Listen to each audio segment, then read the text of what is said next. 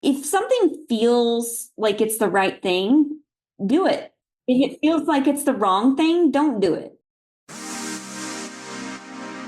Welcome to Agency for Change, a podcast from KidGlov that brings you the stories of changemakers who are actively working to improve our communities. In every episode, we'll meet with people who are making a lasting impact in the places we call home.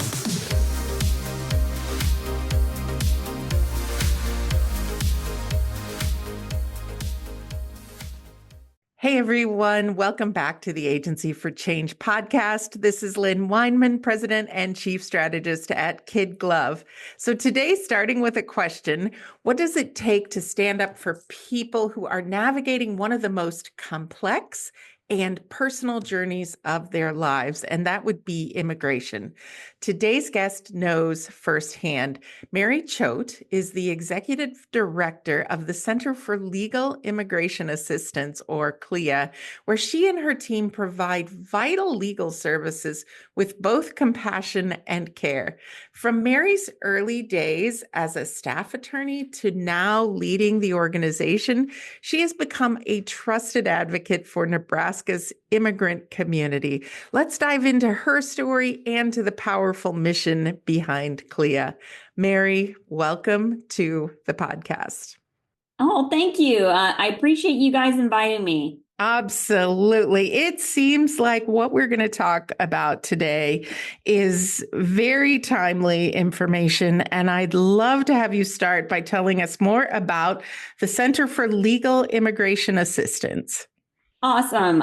So we have been around Lincoln, Nebraska since 2001. And Okay. our main mission is to provide comprehensive legal services so immigrants and refugees in Nebraska can thrive. And it's very important to us to provide legal services because there's a lot of misinformation about legal services. There's people doing legal services that should not be doing legal services. So our agency is very important to provide adequate knowledge about immigrants and refugees' legal status and what they can do and et cetera. So it's very important that we and other agencies like us exist. Yeah. Mary, I have to admit, I haven't had a lot of experience with the Nebraska legal system, luckily, but I've got to feel like it would be overwhelming for someone who has grown up here in Lincoln, Nebraska. Much less, I can't imagine what it would feel like for somebody who is going through immigration. I'm curious if you could tell us what makes the mission and the work that you do so important right here in Nebraska. Well, Nebraska has a large immigrant population, not only for refugees, but other types of immigrants as well, because refugees are immigrants as well, but there's many different ways to come here to the United States. There's many ways to be in the United States, but Nebraska has a large population. Yeah. Your neighbors probably have a immigration story that they could tell. So if we're Nebraska, that's why immigration is so important, and just legal services in general are so important because it helps our neighbors. It helps people who live in Nebraska, who are residents and pay taxes in Nebraska. Yeah, I love that. So, Mary, I'm always curious how people end up in the roles that they are in. What inspired your path from law school to leading CLIA? Out of law school, I did want to do immigration work. I wanted to do the immigration legal field. And so I was applying for jobs, and then I got a job at this agency. It was my first job as a staff attorney, working with refugees, specifically the Yazidi community. And that was back in 2017. And so I really was excited to just work with immigration in general and immigrants because I've always wanted to work with immigrants. And I did my internships in law school with immigration, with immigrants as well. So I had always just wanted to work in that field. Yeah, that sounds great. And you mentioned the organization started, I think, in 2001. But I know you joined in 2017. How has CLIA evolved since you joined in 2017? We're a fairly small staff and a very small office back then. Our office has expanded, and so has our staff and our programming as well. So it's something I'm quite proud of the agency of evolving so quickly. In 8 years we've done a lot, and I'm quite proud of with how we've just expanded. Yeah, yeah. So we're having this conversation, and I'm going to just say this because people might listen to this podcast, a week from now, a month from now, 2 years from now. But we're recording the podcast. It's May of 2025. There's a lot going on. Anything in particular going on right now that's really changed your work or put an exclamation point on your work? I mean, this will probably be in the history books, whoever, if you're listening in the future, but Yeah. there's a lot of difficulty right now just because of public or how the public perception of immigration is and how the current administration is portraying immigrants and refugees, in particular different kinds of Yeah. refugees, depending on where they're from, and being outright very obvious on their hatred towards people of different races and ethnicities, specifically the current administration, just how they've acted towards immigrants. And then they've also added to the public discord as well by doing propaganda and influencing the media on how they portray immigrants as well. So people have this misnomer on how immigration works, and they don't have any information because they're relying on the media who's portraying it very incorrectly, or the government who's also not portraying it very well as well. Yeah. So, Mary, I'm just curious, is this situation increasing your workload or changing the work for you and your team? It's both. It's changing and increasing. We have a lot of interest in how people can fix their situation, that sort of thing, help keep people protected, that sort of thing. So we are encountering many different situations like that. Now, we have changed a little bit because we are trying to be more, not necessarily lobbying, but we're being advocates in a sense that we're advocating for our clients outside of the agency. So we're trying to do know your rights stuff, that sort of thing, inform our clients about what they can do in a situation if they're confronted by ICE officials, that sort of thing. So we are trying to be more advocates as well Yeah. in terms of like teaching people about the rights, that sort of thing. Absolutely. Having done a bit of that work, Mary, it is a pretty big shift. I mean, it's in the same area, but it's a new way of applying your skills and your information. So I'm very much into storytelling in the field of marketing. We like to talk about storytelling. I'm really curious, Mary, can you put this in perspective for us by sharing a powerful moment or story that shows the impact of the work that you do? Yeah, so when I first joined the agency, I did my first asylum case. That was back in 2017. And then about 2 years ago or so, we had the first interview, and it took a long time to have the interview for asylum. And she had suffered, war crimes in Iraq. She had undergone a lot of trauma, and it was quite horrific what she had gone through. And we did the asylum interview, and it took a while to get a response. But last year we got a response, and she was approved for asylum. And that was like a period of 7 or 6 years or so. Wow. Where I worked on that case, and I worked with this client, and getting that person asylum after such a long time kind of it does make my work really meaningful. Yeah. And there's been cases where I've gotten people their green card, and they've just sobbed to me, Mm, That's why I work the work that I do, and, continue doing this job because of clients like that. Just living day to day and really just wanting something that other people would think would be simple, yeah. but it's really means a lot to them. Yeah. I think for me, as somebody who's not involved in the type of work that you do, I'm always amazed when I hear how long some of these processes take. I mean, 6 or 7 years of your life, that's a really hard time. a really long time. I'm trying to think of what I was doing 6 or 7 years ago, and it's hard to even put myself back there. So I think it's great that you can work with clients in this way over that time. So, Mary, what's on the horizon for the center? We're hoping to add more staff members. We're looking for potentially either a staff attorney or somebody who can be a DOJ representative. We have accredited representative. That's somebody who's not an attorney who can take immigration cases. And then we are also trying to hire, we haven't posted this yet, but we're also trying to hire a marketing and development person to help us with developing, just getting marketing out and also Absolutely. getting donors and connecting with donors. So we're really hoping to expand more in the future as well and hire potentially more people.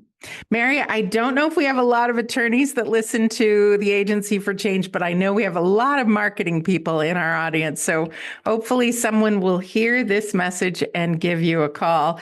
And that, I think, leads to my next question. For listeners who'd like to learn more, where can they find information about the Center for Legal Immigration Assistance, more information about what you do, maybe to connect with you, to check out this job? I'm assuming you take donations as well. Yeah, this is a big month for Lincoln until the end of May because it's Give to Yeah. Lincoln. I can actually talk about that here. So Give to Lincoln is a big month for nonprofits in Lincoln. So even if you don't give to my agency, there's tons of agencies that participate in Give to Lincoln Day. Yeah. And it's the entire month of May, not just one day, although the last day is at the end of May. I think it's like the 29th, if I I remember. think you're right. I think the 29th is the last weekday in May. Yeah. Yeah. And so that's like the last day that you can give, but you can give all throughout the month and it's happening now.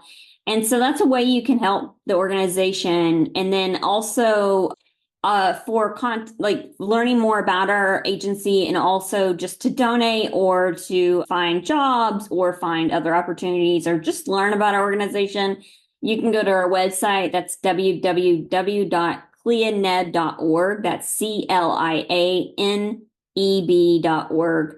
And you can learn a lot more about our organization. And you can also follow us on social media as well.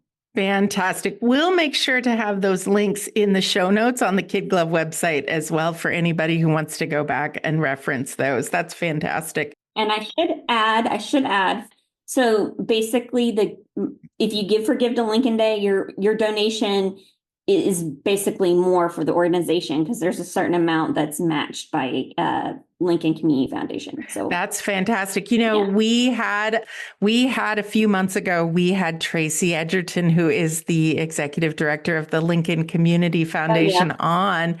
And one of the great things that they do for nonprofits that participate in Give to Lincoln Day is they've got a very healthy matching program, which a lot of giving programs do not have. So every dollar you donate is expanded by that matching program. And so it is a great way to give. And so as you're putting together, for those of you in the Lincoln area, as you're putting together your list, we're going to encourage you today to think of CLIA on that list as well to support the good work that they're doing.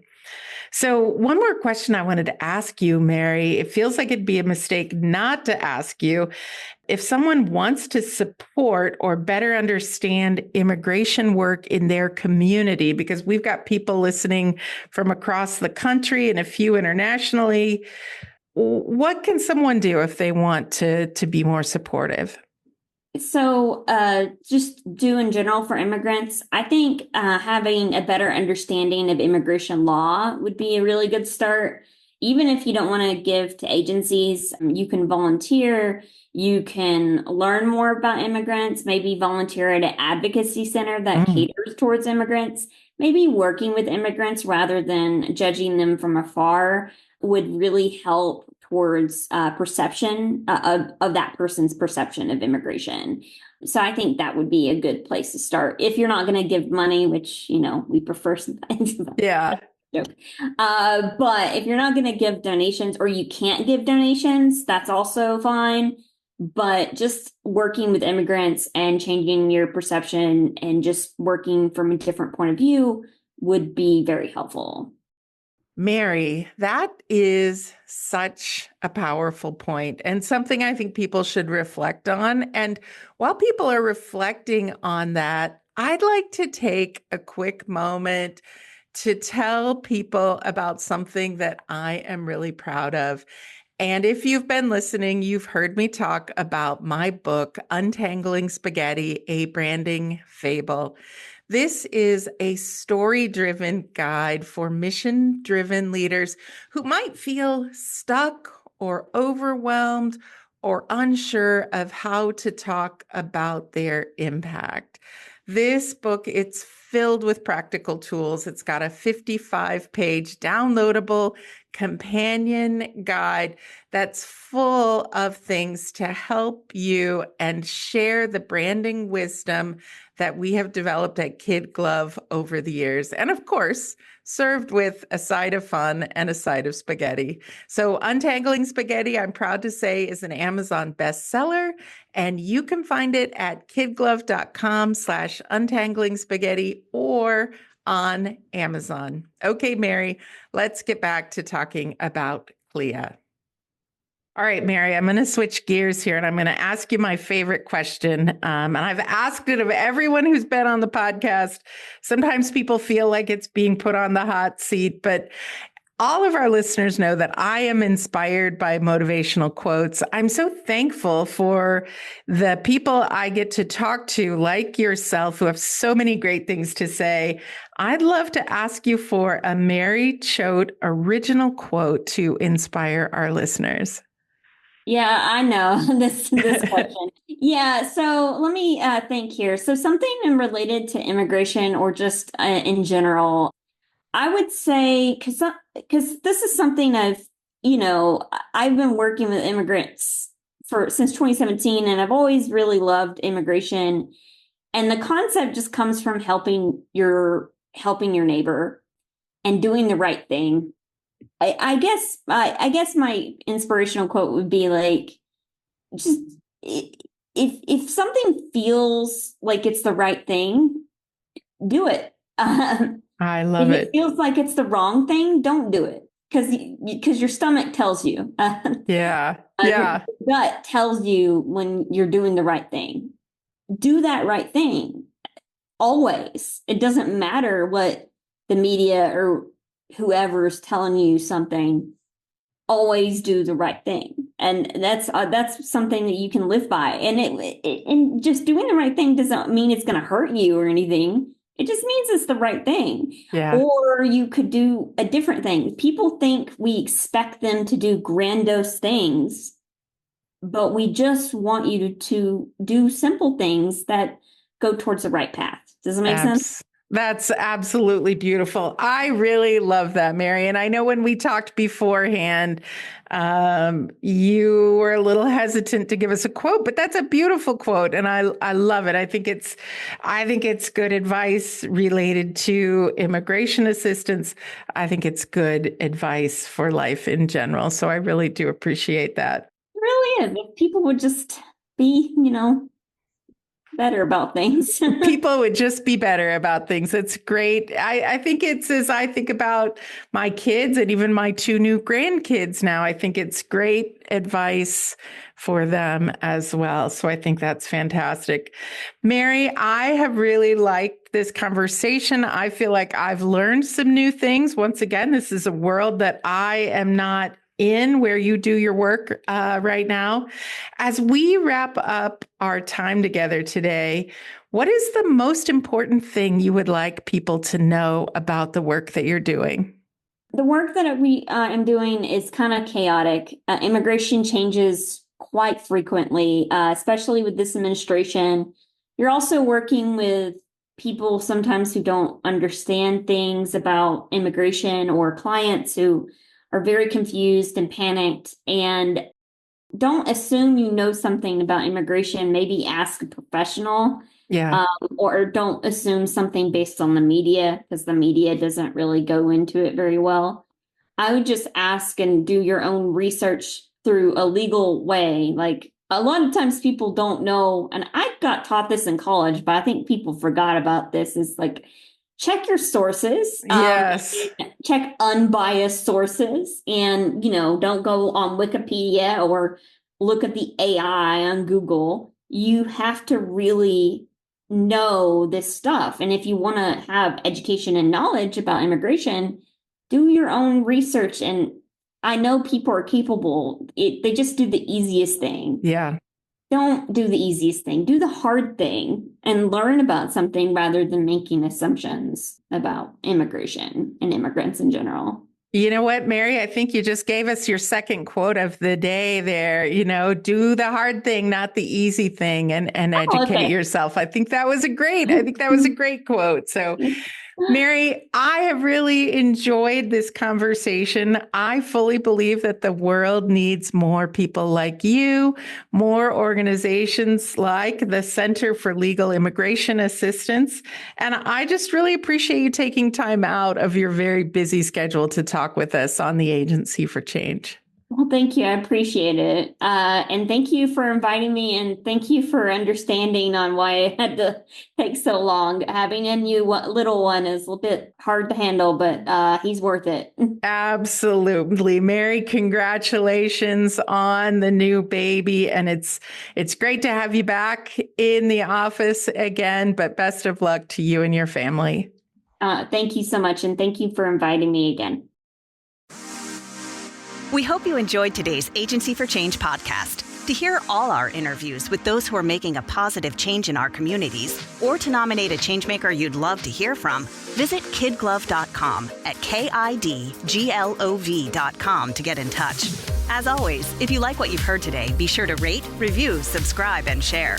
Thanks for listening, and we'll see you next time.